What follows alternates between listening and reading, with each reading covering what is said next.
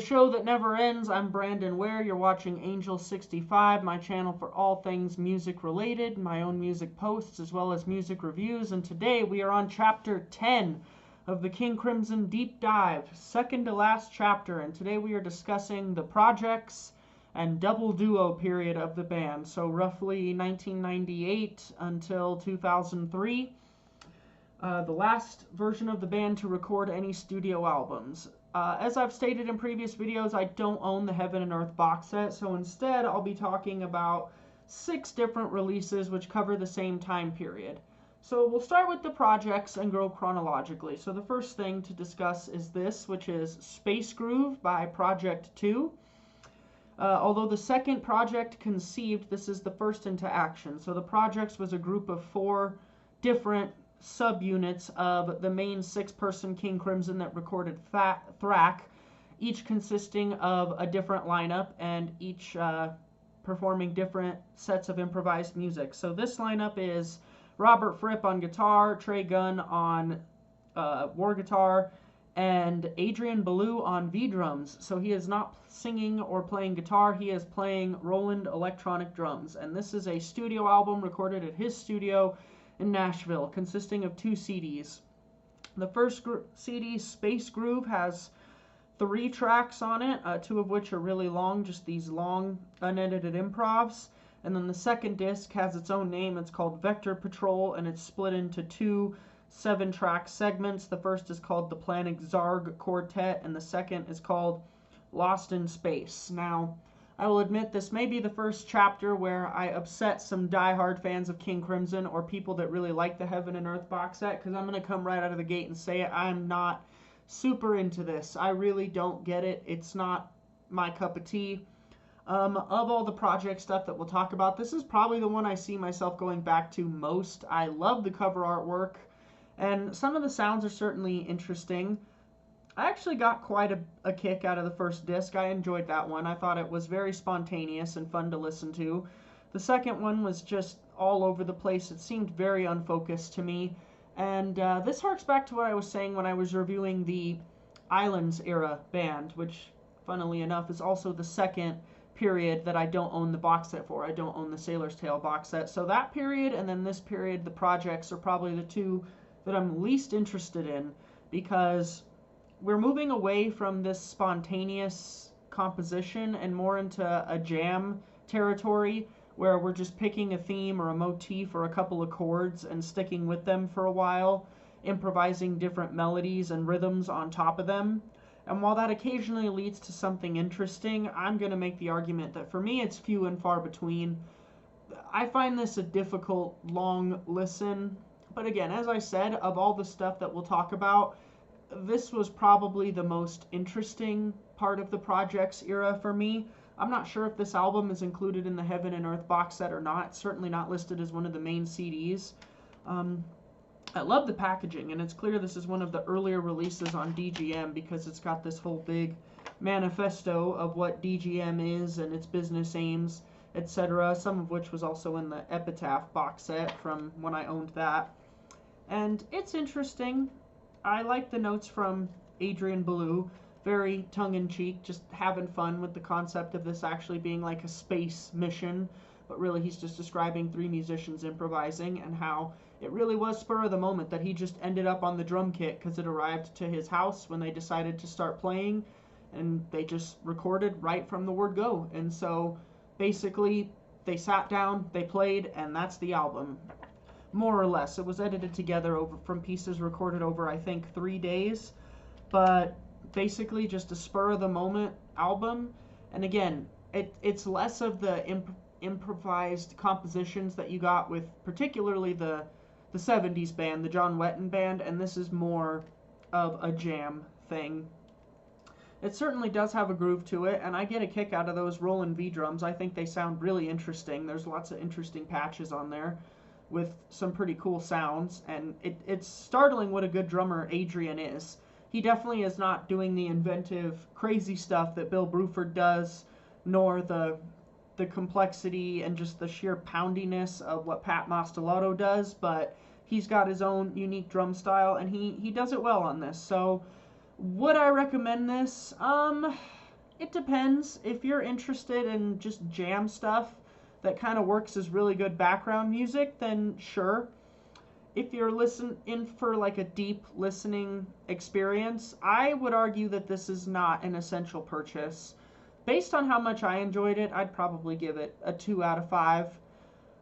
Just because it's not something I see myself going back to. I'm certainly not going to sell it. It's an important part of the history, and I'll give it another try in the future if I so decide, but this was not something that I found myself particularly enjoying. It's not that I disliked it or that I wasn't pleased with it or that I got irritated by it, but it just did not hold my attention as much as I hoped it would. I had listened to this a couple times before, but not in the chronology, and so coming from an album that is as strong as Thrak and has some of their best songs and best improvised moments on it and best ambient moments all in one album, I found this rather disappointing. So if you like it, that's great. My personal rating is a 2 out of 5. Now, staying with the theme of the projects, we have the ProjeKcts 4 CD box set, so one for each of the 4 live bands. I really enjoyed the packaging of this. In fact, half the reason I bought it was just because I think this packaging is phenomenal. Again, another early-ish DGM release. I think the cover painting is great, and I think the individual CDs are great. So we'll start with the one, Project 1, Live at the Jazz Cafe. So this is Tony Levin on bass stick synth, Trey Gunn, again, touch guitar. He and Robert are in all 4 of them. And then Bill Bruford on drums and percussion. So this is the last official thing that Bill did with the King Crimson Camp, was Project 1. And this is Live at the Jazz Cafe. They only played 4 shows total, and this is just a compilation of moments from those 4 shows. I will say, of the 4, this was probably my favorite, just because you have real drums on it, and you have Bill Bruford, and even when he has some very bizarre stuff to play along with, Bill Bruford never disappoints me. So this one is probably the one I liked the most out of all of them. That said, it's still not particularly interesting to me.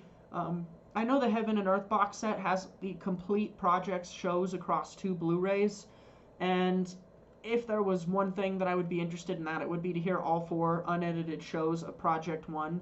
But Projects 2, 3, and 4 I'm not particularly interested in. Project 2, Live Groove, so this is again the same lineup as Space Groove, which is Baloo, Gunn, and Fripp, with Baloo on the electronic drums, and it's a very similar theme to the Space Groove album.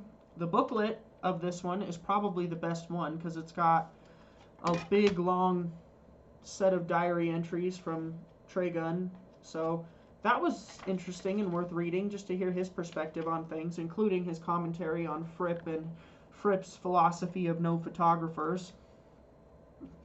Speaking of which, at the end of this album, there's, after like 30 seconds of silence, there's some brief audience arguments, yelling at a fan who was not giving up a camera because Fripp stopped the show, and I guess he ended up giving it up and they continued, but I don't know. I won't get too deep into that, because on the one hand, I completely sympathize and realize that the performance is sacred and you want everyone to be there in that moment and just appreciate what's happening, and a flash photograph distracts both the audience and the musicians and takes away from the magic of actually being there. And I also feel like, particularly with the inclusion of a track like that at the end of the CD, to me it really feels like Fripp antagonizes his fans in that way. And I'm sorry, Robert Fripp, I have massive respect for you. I really, really appreciate your philosophy on music, your musicianship, and of course everything you've done with King Crimson over the years, but to me, I just think it's a little silly to get in that much of a fuss about people taking photographs to the point where you would stop a show. I understand kicking the guy out, but requesting the camera and waiting for the whole audience to gang up on this one fan who took a picture is, to me, a bit childish. Again, it was posted in the rules, so the fan did break a rule by taking a picture. They said no pictures, a fan took a picture, they broke a rule. Great, throw them out of the gig. You don't need to have an entire audience ganging up on them. I think that it says a lot about musicianship if you can play through that kind of thing versus allowing it to distract you. So that's my thoughts on it. I'm not intending to upset anyone, Fripp included. If there's any chance in heaven or earth, pun intended, that he would watch this, which he probably won't, but that's my thoughts on it. Project 3, Mask. Of the 4 projects, this is definitely the one I liked the least. So this is Mastelato Gun and Fripp, and I just did not get into this one at all. This one really just sounded like a lot of noise making to me. It did not make sense. I guess there's some evidence in here that Adrian Belew attended the very first show by Project 3 and was shouting out the names of some of the pieces that Project 2 was doing just to see how the band would respond to them, because Mastelato didn't really know all of the pieces, the forms of them yet, what he was playing through. But I just couldn't get into it. So it's just tracks 1 through 13, Mask. Not for me. This one gets a 1 out of 5. I would not choose to listen to this unless it were part of a deep dive like this. Not very interesting. And not equally, but slightly more interesting, but still not that interesting, is Project 4. So this is Gun, Levin, Fripp, and Mastelato. So Project 3 plus Levin is back, which makes it a little more interesting, because Levin always does interesting stuff, and there's a good version of Deception of the Thrush on here, which is, like, I guess the key piece of the projects. Again, considered like a key moment of the time for both the projects and the double duo. Not a favorite moment of mine. I don't really care for it that much. And this packaging kind of irritated me, because there's a long essay in here by Sid Smith. So I guess this is around the start of his crimsonizing, him becoming like the official biographer of the band, following them around. I guess he was at the merch stands and he wrote the liner notes in this, and I just got frustrated by it. I liked the liner notes he wrote for all of the big box sets and the 40th anniversary sets, because it wasn't about him, it was about the band. But this is very much about him, one fan's experience, and to me just seemed unrelatable. I didn't get it. So overall, the Projects box set, what would I say? I would give it, again, like a 2 out of 5, because for historical significance and price and packaging, it's definitely a unique thing to have. But am I going to go back to any of it? Maybe Project 1. I see myself going back to occasionally, but the rest of it is either background noise or just, in times it even approaches, I would say, unenjoyable, to the point where I was actively disliking listening to it. So if you have the Heaven and Earth box set and the projects are your favorite part of it, and maybe there's some really, really, really great moments on there that are not captured on those 4 CDs, I'd love to hear about that in the comments. I may eventually pick it up, but this was certainly not an indication that I should, because I just was not that into any of them except Project 1. With one side note, Project 2, at the end of the CD, they did a very interesting electronic version of 21st Century Schizoid Man before the 30 Seconds of Silence, where there's the after track of the argument with the fan or whatever. But I did enjoy that little electronic version of Schizoid Man. That put a smile on my face. That was quirky and entertaining, so I did like that. That's the one thing that I really liked in the whole set, was that one track. So for me, that was the standout moment. Okay. So the projects, doing research for and behalf of the Greater Crim, or something like that, it says in the liner notes. Then we get to, not exactly this, but kind of this, which is this is the Reconstruction of Light, which is the 40th anniversary edition of the Construction of Light. So on the original Construction of Light album, we are now at the double duo lineup, which is Belew, Fripp, Gunn, and Mastelato. And on the original album, Pat Mastelato only had his electronic V-drums to work with, because they again recorded it at Adrian's studio in Nashville. So for this re-release in 2019, he went back and re-recorded all of the drum tracks with live drums, which I really got into. I enjoyed the remake of this a lot. I like it a lot more than the original. There's some revisionist history going on here, but for me, it doesn't bother me, because I really like the new drums better, and I think some of the parts he played were better, particularly on Into the Frying Pan. The original version of that, where he's playing like on the offbeats and his time is turned around from the meter of the guitars and vocals, I actually found that extremely irritating. There's some stuff on Thrak where there's contrasting meters and not everything sounds like it fits together, but the fact that there's 2 drummers kind of balances it out and adds to the tension of the music, whereas on that, I just found it corny and irritating. On this, he plays it straight, and his time is with the rest of the band, and it sounds much better. It sounds like a good song, and Into the Frying Pan is a great song, as is the Construction of Light. Just fascinating. Some of the lyrics, I won't mention them here because they're a bit vulgar, but kind of make me go, okay. But I enjoy the first half of it a lot. The whole instrumental section of it is phenomenal. The World's My Oyster Soup Kitchen Floor Wax Museum, hilarious. I enjoy it a lot. Very funny, good stuff. Prozac Blues, again, also intended to be funny. I could have done without the detuned voice, but I get the point of it. It was supposed to be humorous, making Adrian sound like a blues singer. But that one's okay. I wouldn't say it's necessarily a favorite. The standout moments are the construction of light, Fractured, and of course Lark's Tongues Part 4, which is outstanding. Lark's Tongues Part 4 is probably the single heaviest track that King Crimson has ever done, in my opinion. It's either that or Level 5 on the next one, which is basically considered Part 5 of Lark's Tongues. But Lark's 4, man, what an incredible heavy piece of music that is. I love the guitars playing off of each other on that, and the way they roll throughout the riff. I think it bears more resemblance to Part 3 from 3 of a Perfect Pair than it does either Parts 1 and 2, but really cool. And then you get Fractured, which is kind of an update, recapitulation of Fracture. Not a favorite, I guess, but it has some cool moments on it. But really, Lark's 4 is the reason to get the album. And then you get another Heaven and Earth thing at the end of it, which is ProjeKcts. So I guess ProjeKcts really is just the double duo, but playing, again, that improvised music with a lot of synth drums and stuff. And I think maybe that's one of the things that throws me off of particularly Projects 3 and 4 in the box set is the drum loops that are just very drum and bass kind of things. So Pat Masalato is playing on top of these pre-programmed loops. I'm not a drums and bass kind of guy. That stuff, that house music, dubstep kind of sounding stuff just irritates the crap out of me. It really does. I can't explain what it is that makes me so upset by it, but it really gets on my nerves. I just don't like the way it sounds.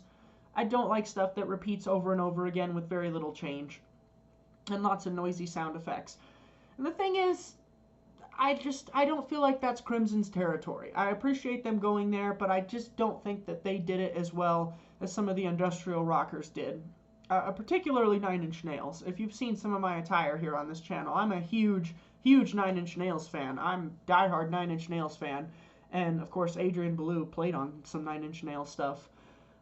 I think that Trent Reznor does it with genius. He incorporates that stuff in a way that's musical and is able to build songs around it. But to build improvs around it, for me, just it doesn't light my fire. It bugs me more than it satisfies me.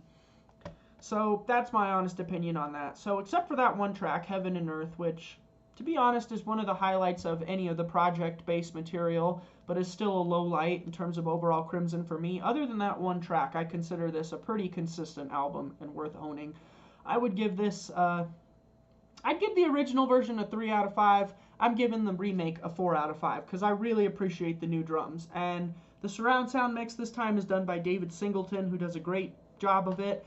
I notice in his mixes, he tends not to use the center channel for vocals. He kind of puts the vocals in the middle of the room, and the center channel is used a lot less in his mixes. So not as directional and as wide as the Steven Wilson mixes, but this music still really suits being in surround sound, particularly Lark's 4, just because it is so aggressive, and Construction of Light because there's so much going on. Great tracks, pretty good album. And then as far as extra stuff on this package goes, you get the entire ProjeKcts Heaven and Earth album, which again, not for me. Didn't care for it. It just does not get me going. To hear some of the dialogue loops was kind of interesting. To hear them talking to each other and them like making that part of the tracks, but the improvs just didn't do it for me. Sorry, folks, not my cup of tea. It does not do for me what the improvs of the Cross, Fripp, Wet, and Bruford band did, where there it just felt very unpredictable, spontaneous, and when they really locked into something and were listening to each other, it sounded phenomenal, to the point where they were basically composing songs on stage, as with Asbury Park and Trio in particular, as well as a couple others. The projects just don't do that for me. Maybe it really is just the reliance on the synth guitars and the drum effects and stuff that bothers me. It just does not sound as real and as human as what prior Crimsons were capable of. It definitely doesn't approach like the Islands band territory, where they really are just jamming. They're picking a mode and jamming on it, which you hear a lot of on that Earthbound set. But So I guess it's more musically involved than that. It's more risk-taking than that. But it's just not as real and authentic to me. And to be fair, the projects were never meant to be King Crimson. They were supposed to be research and development for King Crimson. And to the extent that they provided some directions for this album, they were worthwhile and worth checking out to hear that progression. As standalone musical items that are worth going back to, for me, they're not worth going back to, and that's just my honest opinion. But would I recommend this package? Yes, for sure, because the remixed album with new drums is great. The 5.1 mix is not essential, but is still worth checking out. Very powerful 5.1 mix. Alright, and then some interim material. So to represent the double duo on the ConstruKction tour live, I've got Heavy Construction, which I think came out in 2001. This is a reissue from 2018 with a really nice digipack, including the tour dates that indicate where all the different stuff came from. And so what's interesting is CDs 1 and 2 is a set list of songs that are mostly from the Construction of Light and Thrak. They go back to some of the Thrak tracks and do a particularly good version of Dinosaur. Again, I mentioned that's one of my faves, so I always like it when they do that. I think they did that one well. And then some of the tracks from the album, Construction of Light, sound really good on this too. The one particular, actually there's two particular standouts for me, three that are really cool that make this worth owning. There's Cage. They do a live version of Cage, which, as far as I know, there's none of the Thrak lineup. If there are, they certainly weren't included in the Thrak box set. They slow it way down and do a very different arrangement of it, which I really enjoyed. There's Three of a Perfect Pair acoustic, so just Adrian, one guitar doing Three of a Perfect Pair acoustic, and it really works as an acoustic song. I think it sounds super cool. It's got this funky, like, beatnik kind of vibe to it, and it really, really works. And then, of course, the last track on CD2, the final encore, is Heroes. They do David Bowie Heroes, because, of course, Adrian Belew and Robert Fripp both have connections to Bowie. Fripp played on the Heroes album, including that track, so nice to hear them go back to it. And I think Adrian does a really, really nice job of the vocal. He doesn't try to copy David Bowie. He really makes it his own, and I like that. I thought that was a cool way to end the show. I prefer this band doing Heroes to the final band doing Heroes, which we'll talk about in the next video. CD3 is a disc of complete improv, so improvs assembled from different nights, kind of like what ThrakTak is, although this arguably has a little more structure, because these really are just full-on improvs. Very similar to what the 73 and 4 band did, where they would play a song, and then they would either go into an improv, or the improv would lead into a song. And this I like. I liked this a lot more than the projects because it sounds like King Crimson to me. It doesn't sound like techno stuff.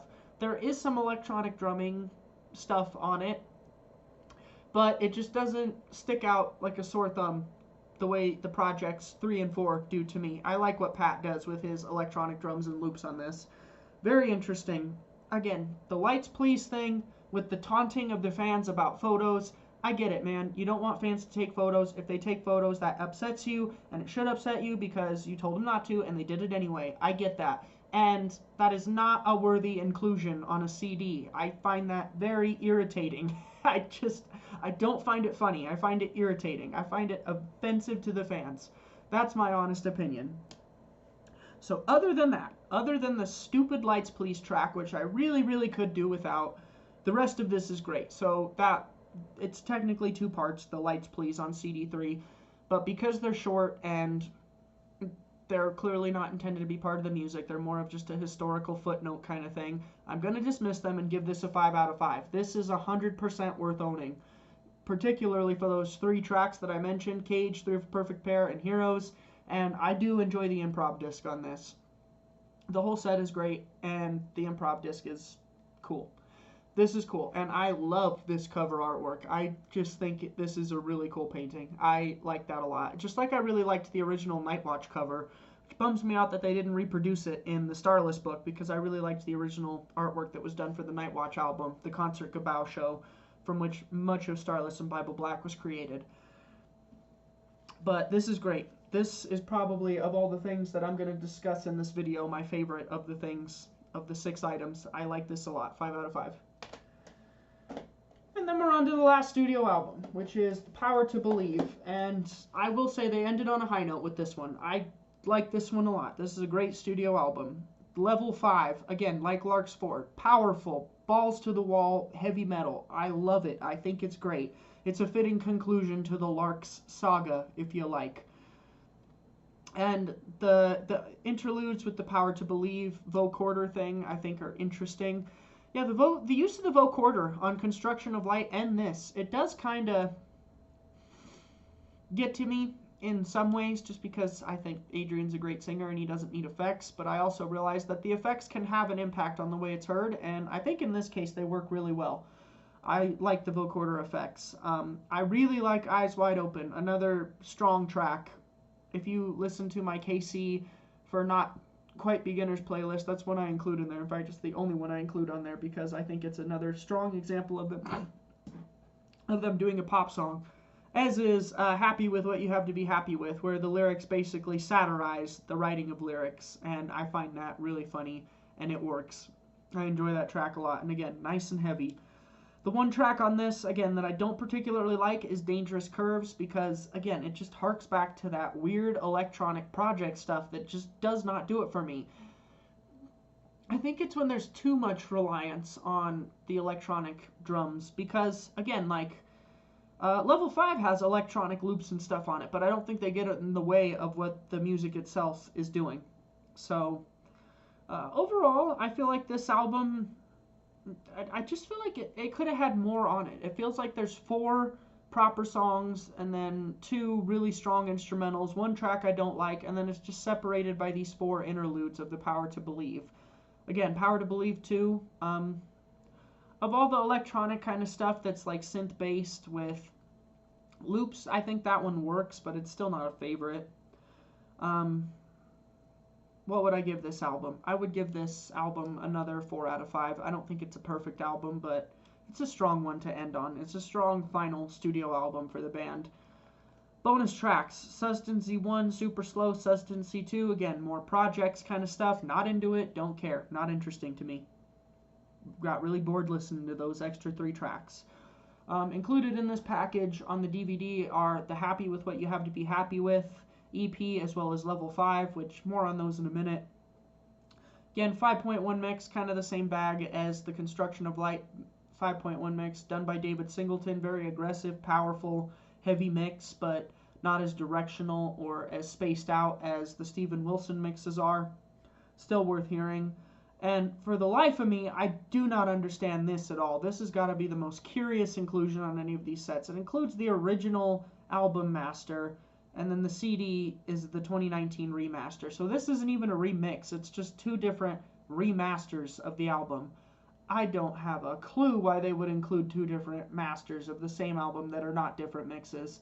I listened to them both, and I really couldn't tell that much difference. To be fair, I listened to them on 2 different days on 2 different sound systems, so that probably impacts it. There was probably some subtle EQ differences that just went over my head because I wasn't paying that close of attention, but I find that incredibly odd.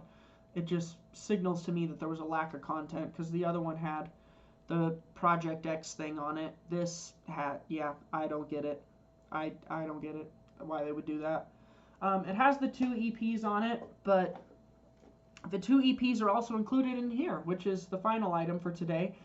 This 3 CD package has Happy With What You Have to Be Happy With EP, the Level 5 Live EP, and then EleKtriK Live in Japan, which is initially part of the King Crimson's Collectors Club. So I got this mainly for EleKtriK to represent the final Power to Believe double duo tour playing live, and it is a really good show from Japan. There's some good stuff in there. I will say this show is not as satisfactory for me as the heavy construction stuff. A, because it's shorter, it's not as long of a set, and B, because I personally feel like it relies too much on that electronic stuff. But you do get one time. That's the one song from Thrak that you get, is one time. And it's nice to hear some of the more aggressive stuff live, like Lark's 4 and Level 5 with this lineup, which the most recent lineup did extensively. As for the 2 EPs, Happy, I always really liked that. I had that as a separate CD and then sold it once I got this. And again, it's also represented on the Power to Believe, so you don't necessarily need this if you just want to pick up the EleKtriK CD, which I'm sure you can get on eBay. I like some of the vocoder stuff on this. I like that they're just little fragments, experiments. It's cool to hear them, as is Einstein's Relatives. It's just like a compilation of outtakes and fragments put together. And then there's a live version of Lark's 4 on there, and probably for me the two standouts on the Happy EP are our Potato Pie, which is just another fun track I really like, kind of in the same vein as Prozac Blues, and I prefer it to Prozac Blues. I think the lyrics are more interesting, and I just like the music more. And then you get Eyes Wide Open acoustic, which, again, really, for me, works as an acoustic song. It's still got a lot of that electronic stuff in it. I think it would have been even cooler if they really stripped it back, and it was just like pure acoustic with like a cajon or something instead of a full electronic drum sound. I thought that would have really worked, but the acoustic guitars sound great, and Adrian's vocals on it sound great.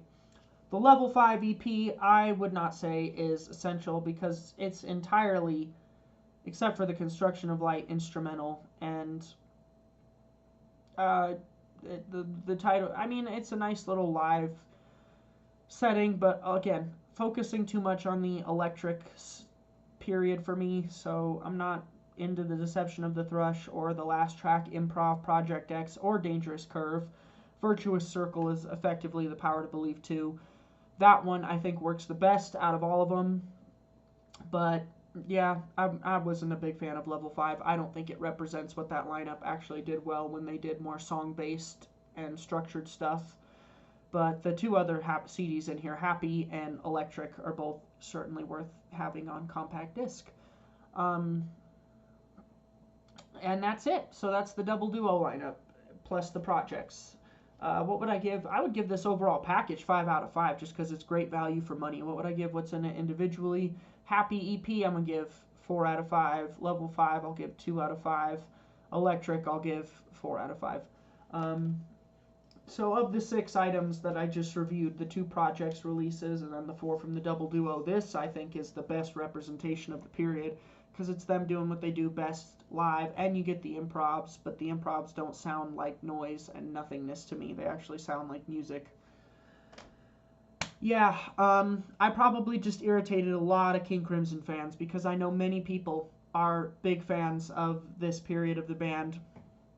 They really like either the projects or the double duo or both, and I just kind of said that I'm not that big of a fan of a lot of the stuff. I do like the 2 studio albums a lot, and they're both worth having. Are the 5.1 mixes as essential as some of the stuff that came before? No. I would say that if you just pick up the CD versions, you'd be fine, although, then again, you can't just get the remix with new drums of this without this package. So for that alone, it's worth picking up, just to hear it with new drums by Pat, without relying on the Roland V drums so much. What would I recommend from this period? A really heavy construction, this, and then the original Power to Believe CD. I'm not going to recommend the projects, because for me they were not that interesting and I just didn't get it. Kind of a anticlimactic way to end the period with Adrian Belew. I know there's technically the reunion lineup where they had 2 drummers again, I think Gavin Harrison and Pat Mastelotto, and then Levin was back when they did the 40th anniversary tour, which I guess is represented by one concert in Heaven and Earth, so I would be interested to hear that. But overall, the double duo period, not particularly interesting to me, and I don't think it has anything to do with the musicians involved, because all 4 of them are phenomenal players, especially Trey Gunn. I mean, what a musician that guy is, but he just doesn't have the inventiveness that Tony Levin has, where Tony Levin, again, like Bill Bruford, has that unexpected quality where you never know what he's going to do, but what he does is always right. And I feel like this, at times, plays it too safe, and at other times, plays it way too dangerous and gets just out of what I consider comfortable listening. So overall, this period is not my favorite, and yeah, next to the Islands period, probably the period I'm least interested in King Crimson history, although Power to Believe is a great album, and that Heavy Construction live album is a great 3-disc set. those are my thoughts on the projects and Double Duo. I hope I invite a lot of comments on this one. I want people to tell me how wrong I am and why I should give it another chance, and maybe I will. Not anytime soon, though. I've had enough of this particular period, and with absolutely no disrespect to Adrian Belew at all, one person I have massive respect for and has, I think, the second longest tenure in King Crimson, or maybe third after Bill Bruford. Yeah, what a interesting way to close out this period before we move on to the final King Crimson, which, spoiler alert, I've already started, and I'll talk more about it in the next video, but I started listening to the most recent live King Crimson again, listening to a bunch of the releases from that period with Jacko Jackson, Mel Collins, Tony Levin, Gavin Harrison, Bill Rieflin, Pat Mastelotto, Robert Fripp, and then later Jeremy Stacy. I think I got all 8 of them right. And I expected to dislike it, but you know what? I actually found myself getting really into it. So I'm excited to spend the rest of this week listening to that and going back to that documentary again, because that documentary, In the Court of the Crimson King, is fascinating. So I'll have more thoughts on that and that particular lineup next week. Double Duo overall, not a favorite lineup of mine, not a favorite period of mine, but worth checking out, particularly for Larks 4, Level 5, and some of the more song-based stuff. Alright, that's all for now. Talk to you later. Bye-bye.